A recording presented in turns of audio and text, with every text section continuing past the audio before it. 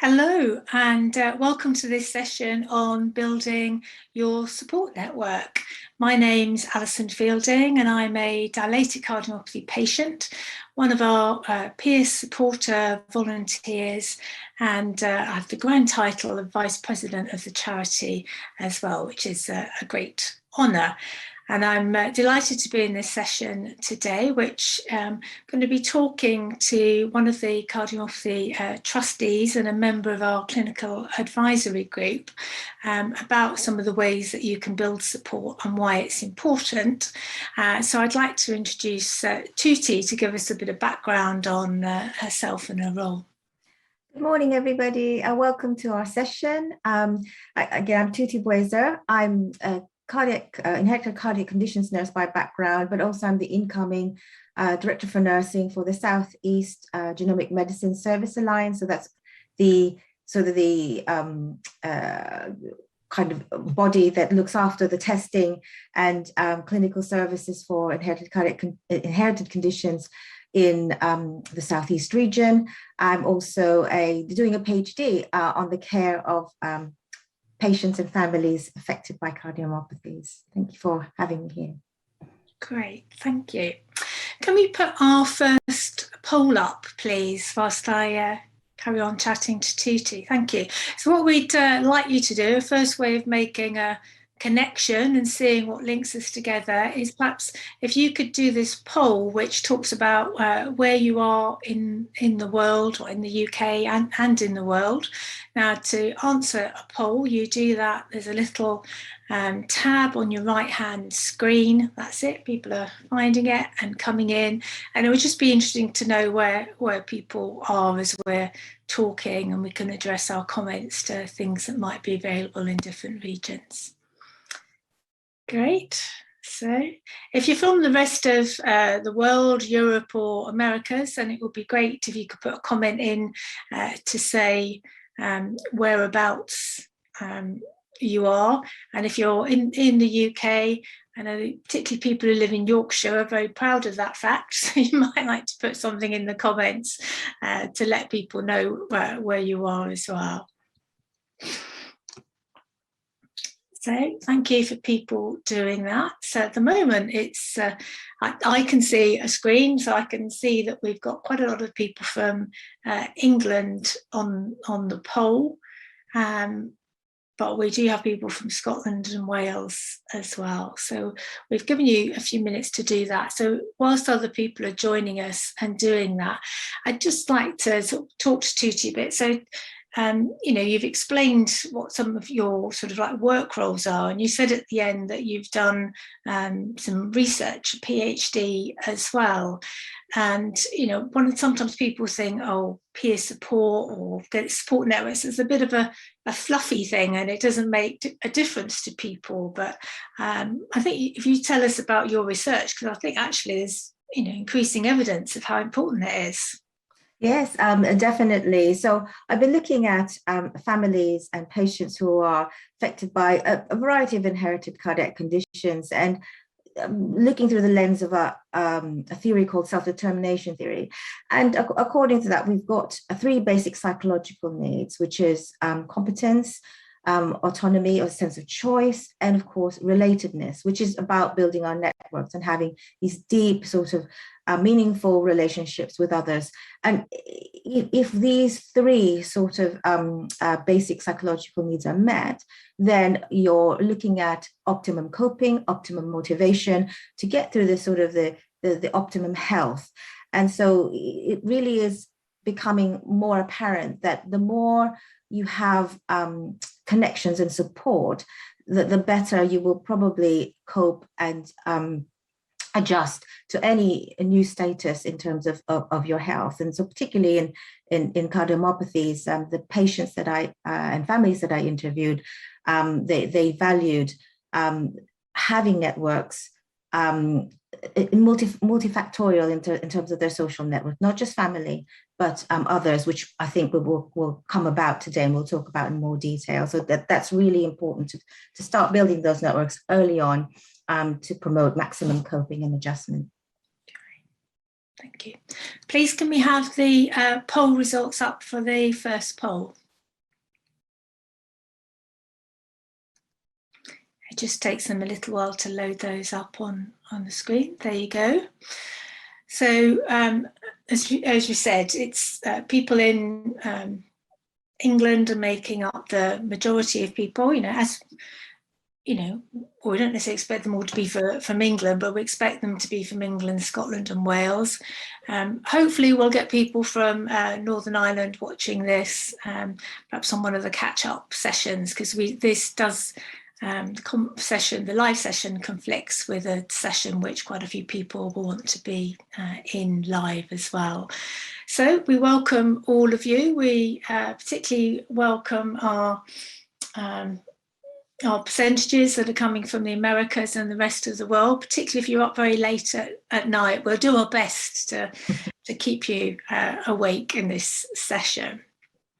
So we're now going to move on to the next poll to see where people are sort of starting from now. So if you could put the next poll up, this is asking you where you get your support from now. So there's multiple choices in there, and you can tick wherever it is that you get support in that. So as people are doing that, Tootie, obviously we've put things like friends and family and medical team in there, and people are sort of like filling those in. Where do you think people get the most support in the beginning when they're first diagnosed? Where is it that they're going to? I think initially, what I'm getting from my research was that a lot of people were consulting the internet really, and trying to find, particularly if there's nobody in the family affected with cardiomyopathy. So first they'll turn to their family, but then on towards the internet. So they really need to find very reliable sources of support and information online. So I think that was the main thing, I think. And as you can see here. Yeah. So if you'd like to, can we share the poll results for that, please? Yeah, oh, you have. Yeah, so, we do have a cross-section here. I mean, obviously, the fact that all of you have known about our online conference probably means that, you're more likely to be following Cardiomyopathy UK. It's great to see people who are engaged in the support groups and in the Facebook group as well. So I'm going to talk about the Facebook group at the end. And if you're not already in that, then that's something I'd encourage everybody to join as well, because it's a great and very lively community there. Yeah.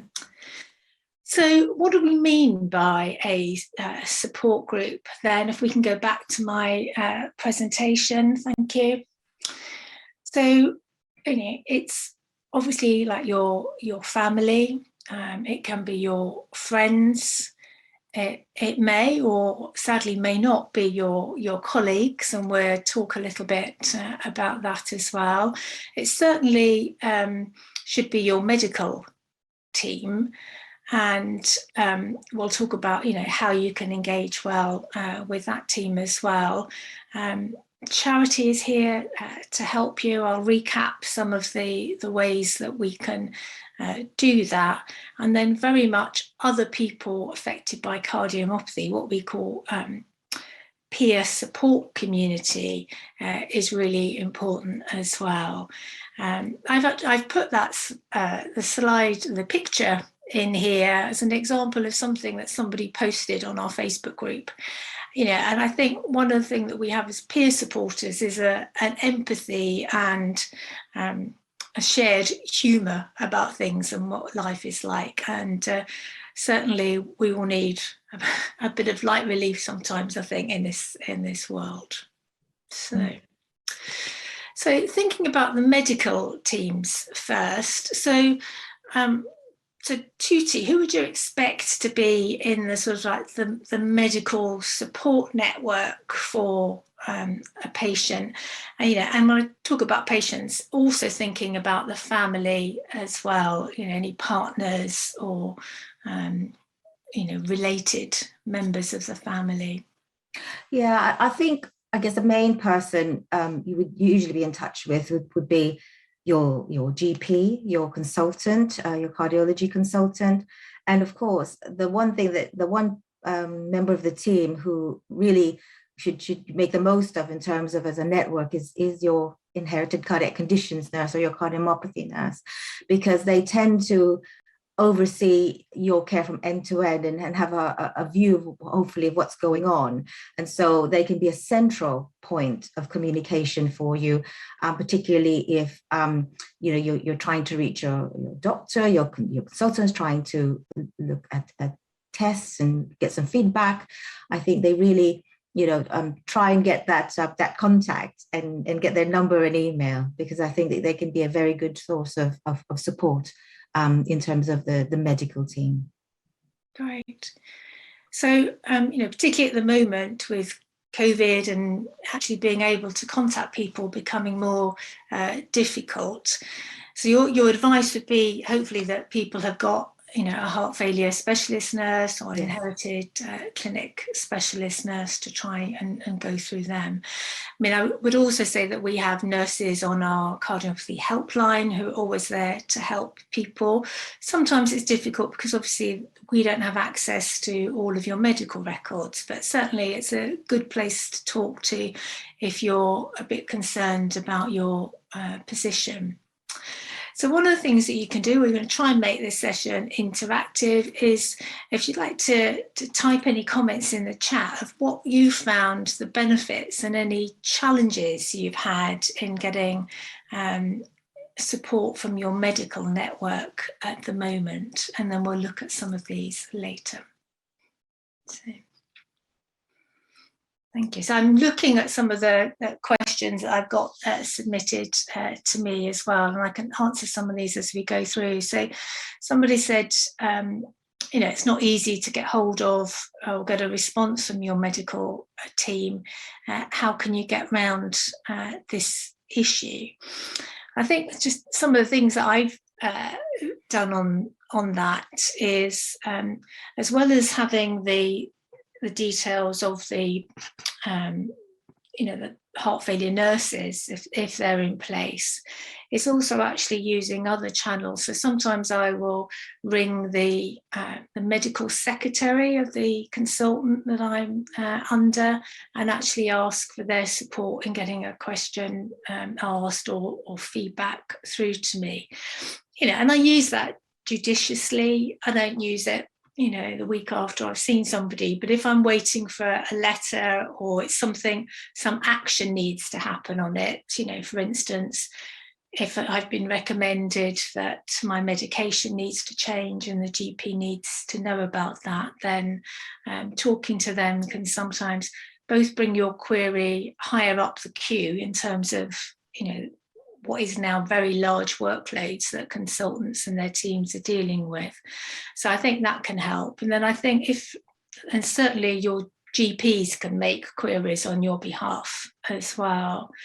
And then if something's, really serious, you haven't had a response for a long time, you've got changes in symptoms, then each hospital also has something called the Patient Advice and Liaison Service.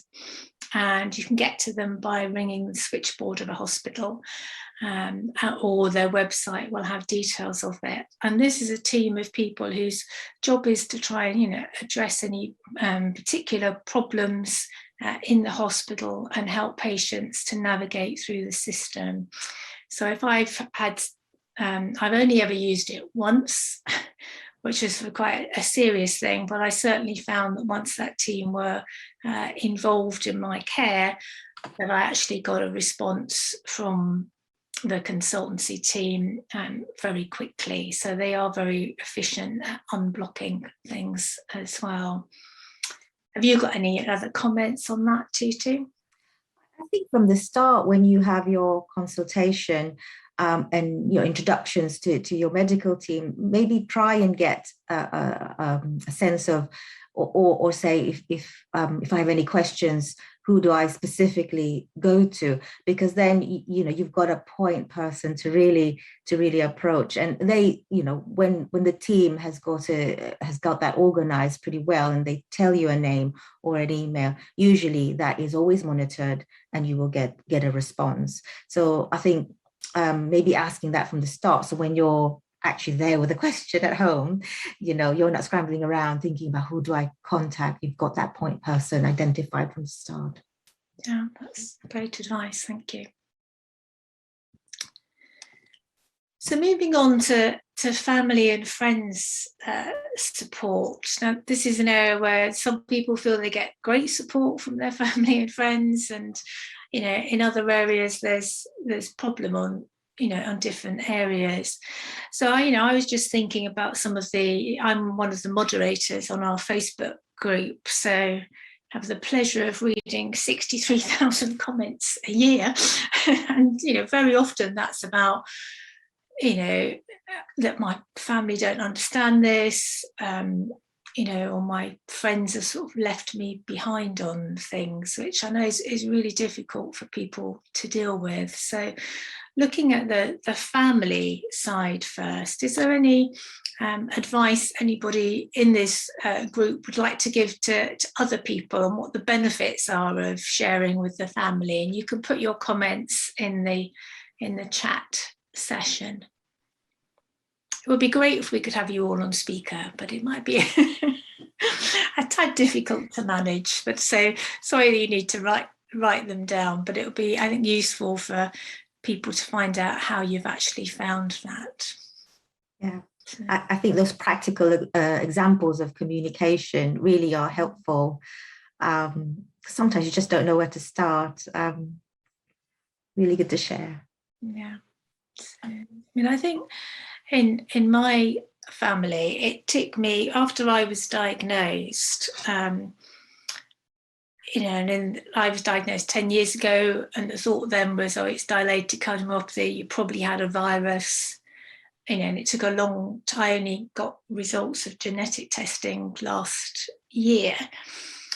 But, you know, I did get my, finally convinced my parents to go and be screened, and it turned out that my mum had cardiomyopathy as well. Yeah, and I know that her support needs are very different to mine.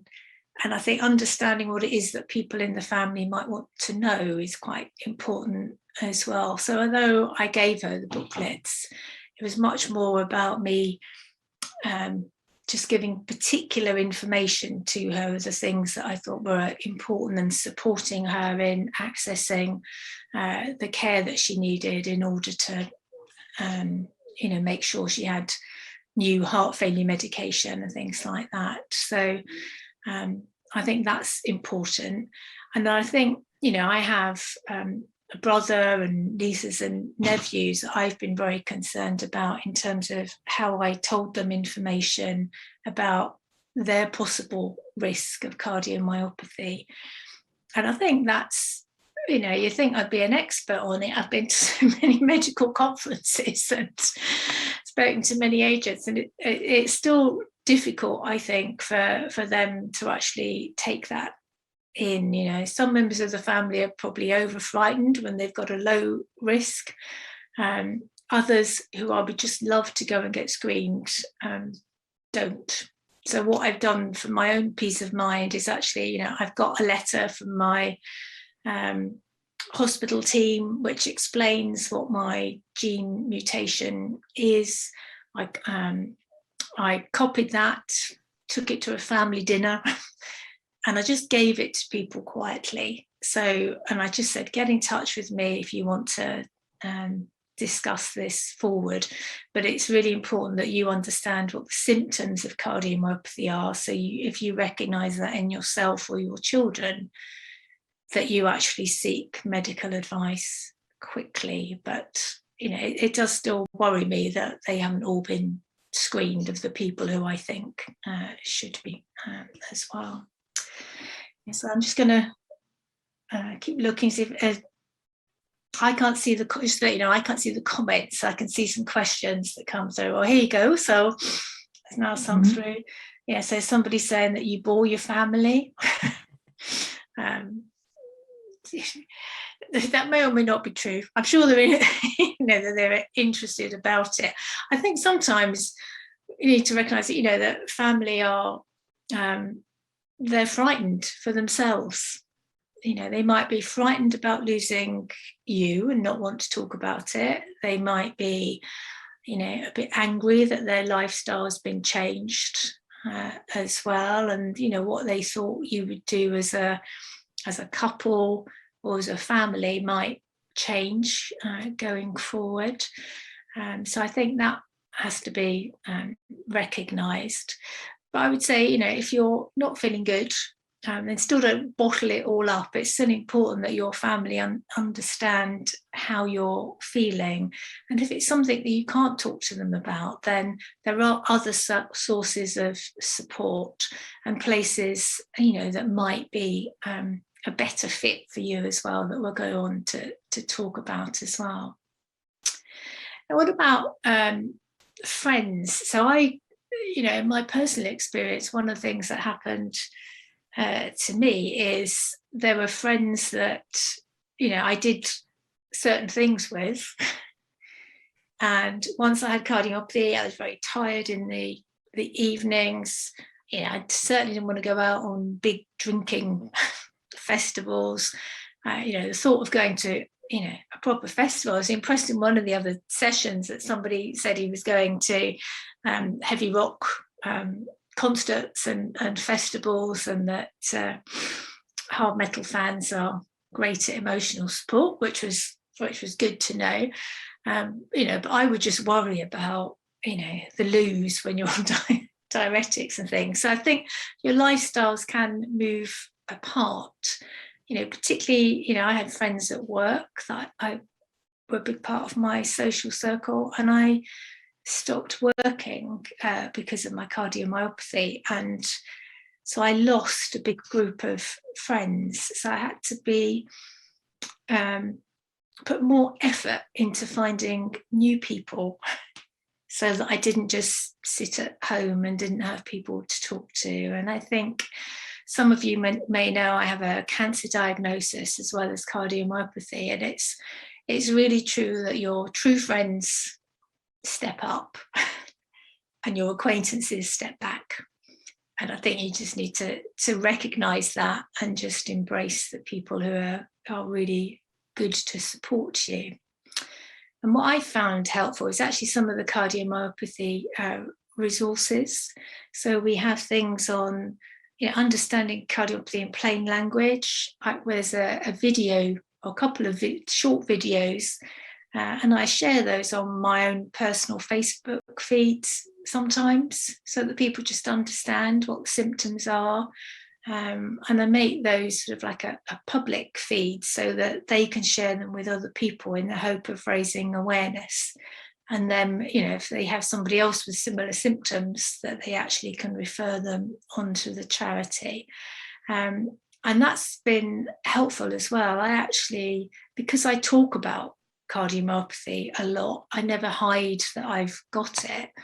After I was diagnosed, I said my mum was diagnosed. I then discovered that her next door neighbour, but one, had cardiomyopathy in the family.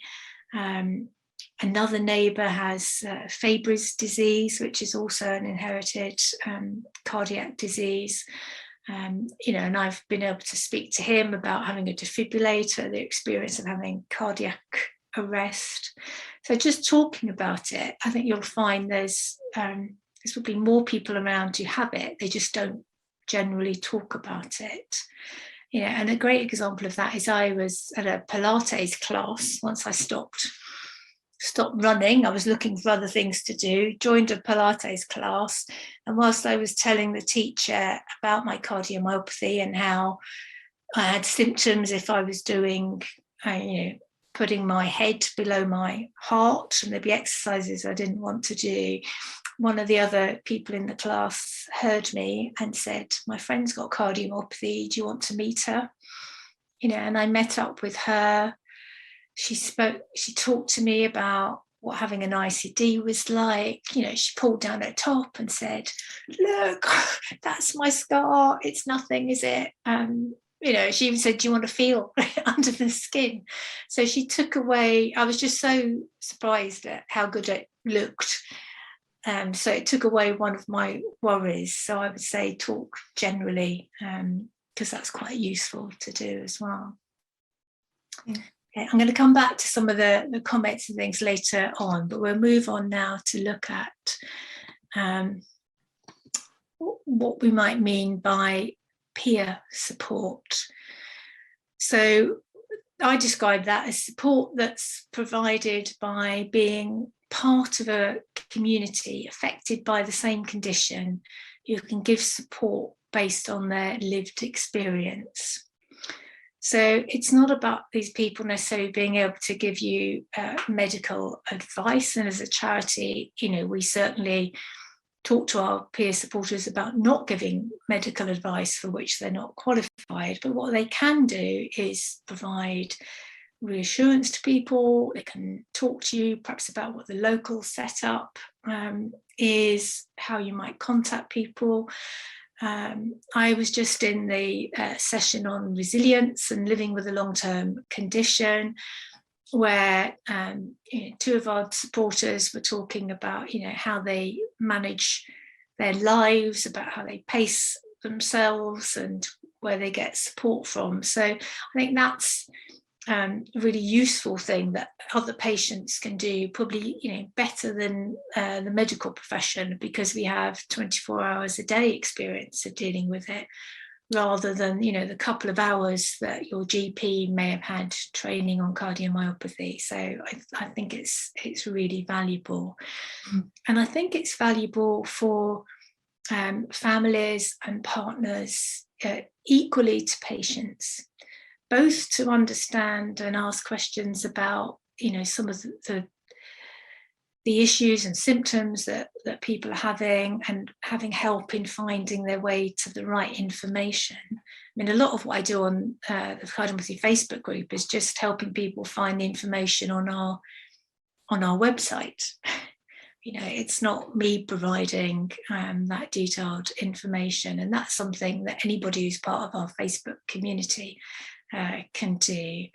And we do have some groups that are particularly aimed for, well, I'll term carers now, I know not everybody likes that word, but for people who are not the patient in this.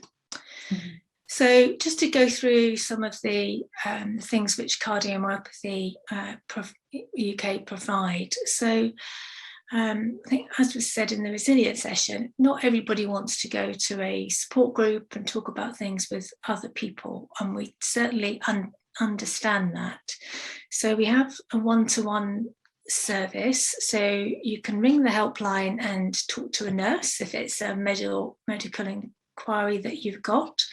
But if you talk to the helpline, one of the things the nurse might say to you is, you know, would you like to speak to somebody else? So perhaps you're going to have an ICD fitted and you want to know what it's like, how long it took them to feel better, how they felt about having it. Then we have a number of volunteers who we match according to what it is that you want to talk about. So it might be that you want to talk to, you know, somebody, a young person who's gone through it. So you have some younger volunteers. It might be that you want somebody who's got HCM, or somebody who's had a myectomy operation to reduce their hypertrophic cardiomyopathy. And we've got a cross-section of people, and I'm going to share some statistics with you, but I won't bombard you. But we're looking at the evaluation of that service. 100% of people who use the peer support services reported feeling better after the call with a volunteer. So if you haven't made that one-to-one connection and you're perhaps newly diagnosed listening to us here, then I would encourage you to get in touch with the charity and see if there's somebody that you could have a chat with about that. You know, I'm conscious that we've got people outside of the UK here. And I think, you know, now we've got sort of like internet technology, you can agree between yourselves, perhaps using, whether you want to use FaceTime or, you know, chat as a way of talking to people as well. So you don't have to be based in the UK to use that service. Although all our volunteers are currently UK based, so what they say will be based on their experience here. We do need more volunteers for that. So perhaps if you're listening to this and you thought, yeah, well, I've had it 5 years and I've had this and I've had that, I wonder if I can do it, then absolutely get in touch with the charity, because we like to have a fair sized team of that, so that we have a good chance of matching people to the right volunteer. We have a training program for that and ways of supporting people. So you'll certainly have a lot of support before you're connected to somebody. So, recommend that as a way to go.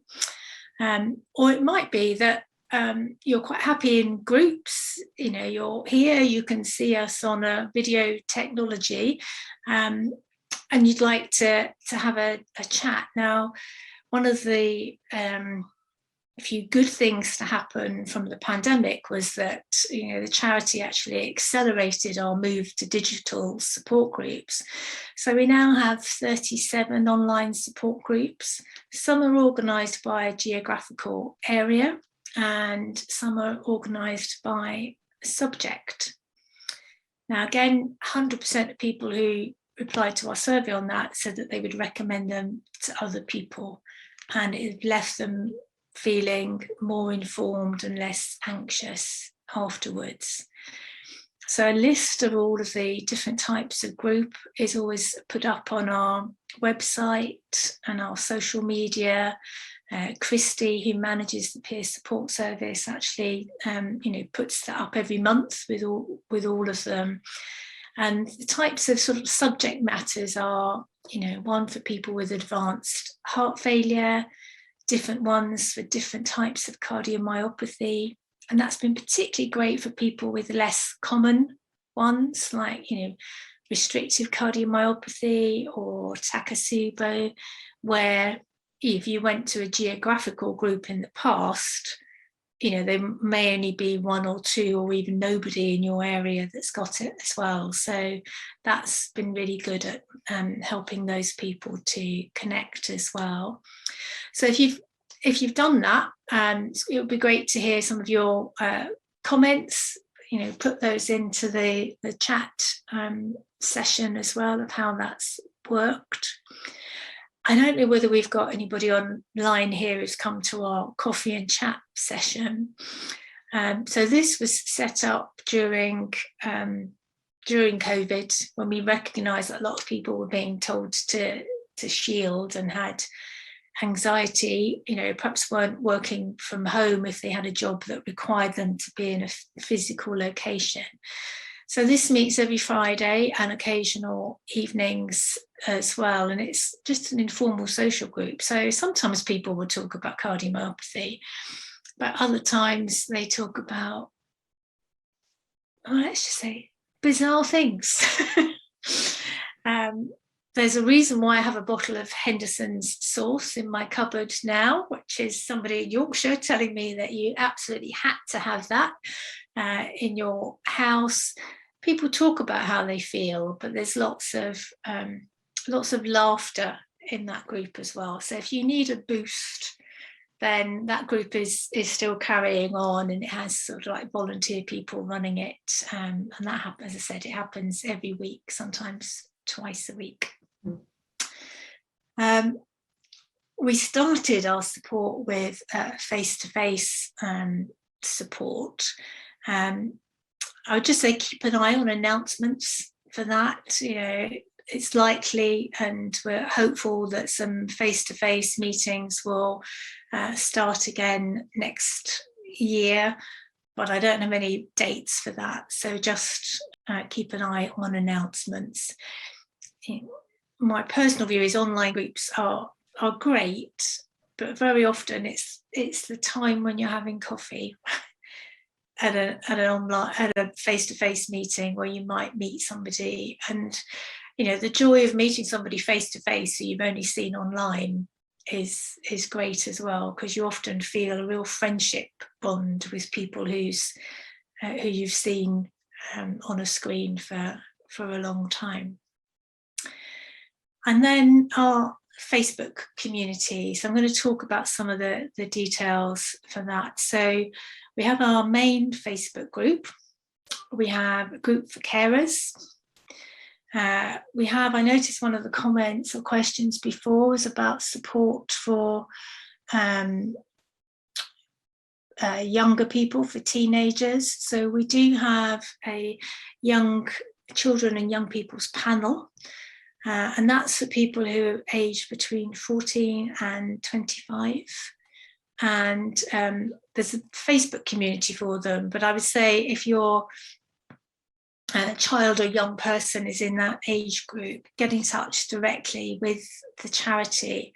We have a youth support worker, and she can actually work in getting people tied into the right social media for them, because I think Facebook is a bit old hat for younger people. So she can help them connect. And they are a great group of young people, very inspirational in the way that they manage their condition and where they support other people. And I know they have a lot of fun when they get together as well. And they'll be getting together early next year in person too. So certainly get in touch about that. And then we have a social chat function as well. So that's just where you can post your jokes and your cartoons and pictures of your allotment and what you're doing to keep yourself well as well. So that's an important part of us building connections too. We did have an in-clinic service that's now suspended, but that's something that certainly was really dear to my heart when I was chair of the charity, because we're very aware that lots of the people who certainly attend face-to-face groups or come to our conferences don't reflect the whole community who are affected by cardiomyopathy.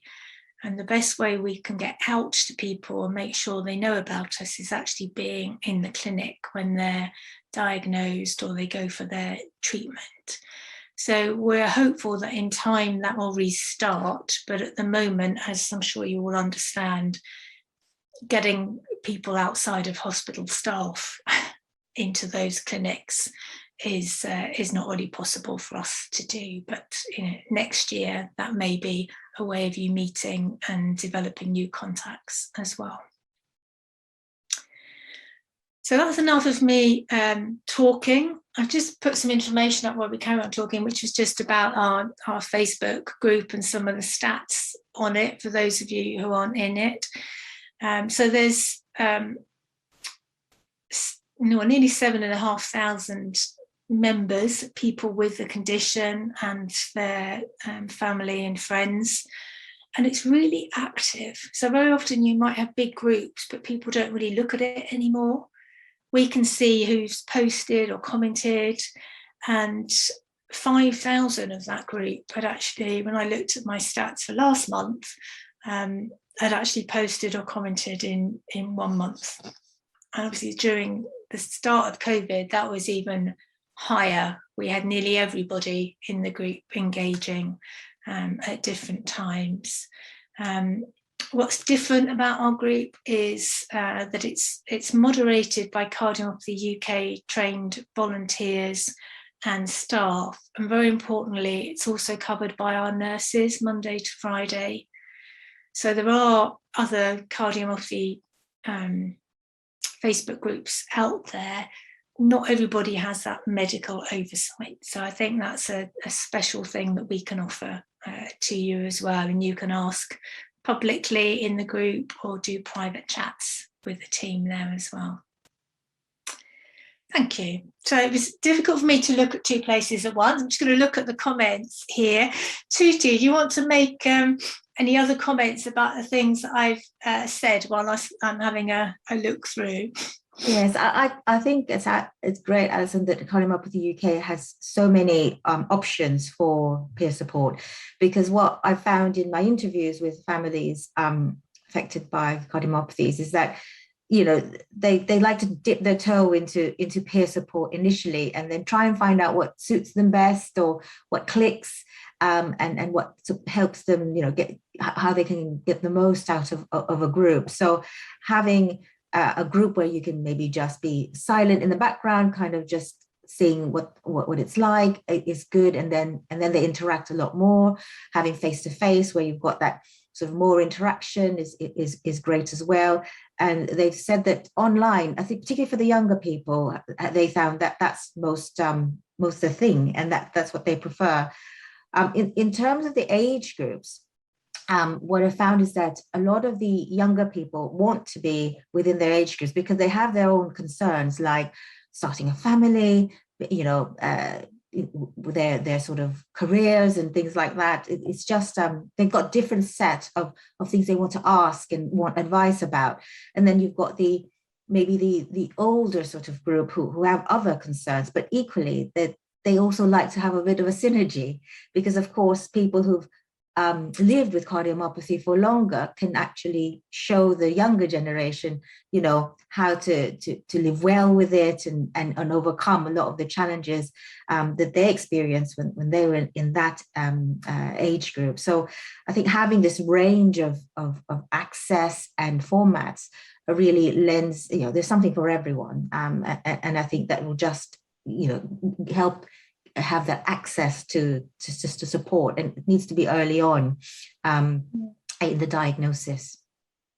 Well, one of the comments here, which I can really relate to, it said, I sometimes feel that if for example, I go to the CMUK Facebook page or support session, that it makes me focus too much on having DCM. And whilst they gain a lot from reading and hearing other people's experiences, perhaps it makes them think about the condition too much and what other people are going through, and takes them into a negative space. So I think it is about getting a balance. One of the tips I would give you is, if you're in the Facebook group and it's all getting a bit much, you can unfollow us but stay a member of the group, and that way the information won't keep coming up into your news feed, but when you feel the need to have a look or ask a question, you can just go directly into the group and see it. You don't need to leave and then apply to come back. Just unfollow it so you don't get all the notifications about it. And that's, you know, that's certainly what I've done now with most of my feeds for the different groups that I joined when I was first diagnosed. And then, you know, gradually over time, you find the ones that fit with you. And, you know, and for the people who are here from outside of the UK, you know, there are ones that have predominantly US membership, or, you know, I'm not aware of in some of the other geographies, but certainly you can find out in your area, there might be other groups as well who are a better fit in terms of getting information about your local services. But you're all welcome in our group, wherever you are, in any case, because most of our treatment is broadly the same. So, a comment that somebody went to the South London support group in person, felt it was well organised and they felt safe. They definitely go again. Yeah, so it's good to have some of those comments. So I give you some of the comments before we finish from, we do an evaluation of our peer support services, and I've got some of the stats that the trustees are given and the people who fund us are given. And, you know, it's things like the sense of isolation I had is now gone, as the service has enhanced my knowledge of my condition and has afforded me the opportunity to speak to people and realise that they also suffer the same symptoms, concerns and hope. So I think, you know, it gives a nice balance of, you know, understanding that you're not alone in something and helping people to put it in context. Group session was really good. It was excellent to meet people with the same condition, especially as a newly diagnosed person in COVID times. Remembering that I'm part of a valuable community is so strengthening. Hearing from others is very valuable, as is the advice from professionals. I feel part of a new family and accepted, and I feel more confident about my long-term health. So I have pages of comments like that. So, you know, I would recommend just trying it for once if you've not tried it before. And, you know, I said, if it's not right, you can try the one-to-one, or perhaps if you don't want to read it yourself, get a friend or somebody in the family to be skimming through things, getting information for you, and then just telling you the bits that they think you're going to be particularly interested in. So thank you for interacting with us and all of your comments. We will read through all the comments, and they help us to shape our services as well. We have both in terms for the charity and also what we want to be available to patients worldwide as well. We have a team of volunteers called our Changemaker team who are looking to work with the NHS about providing more holistic services for inherited cardiac disease patients, and building these support networks and facilitating that and supporting them is very much part of that agenda as well. So thank you very much. Our session is coming to an end now. If you'd like to dip into a support group, we actually are having an online support group where you can actually speak. We're having a Zoom session at the end of today, and I'll be there in the session for people who've been diagnosed for more than a year. So enjoy the rest of the conference. Thank you. Thank you. Enjoy.